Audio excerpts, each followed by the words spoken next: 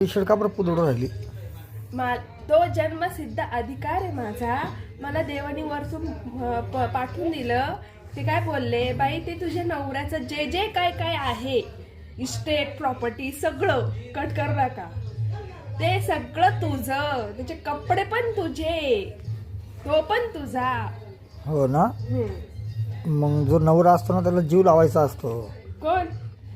त्याचे कपडे भिकाऱ्यासारखे वापरायचे नाही. तुझ्या बापाच्या घरी वापरले होते का असे कपडे?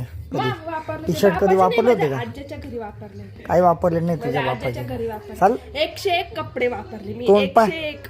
भेटायला यायची तेव्हाच कळायचं मला. भिकाऱ्यासारखे कपडे घालायचे अस्तरवाले ते. एकच जीन्स होती.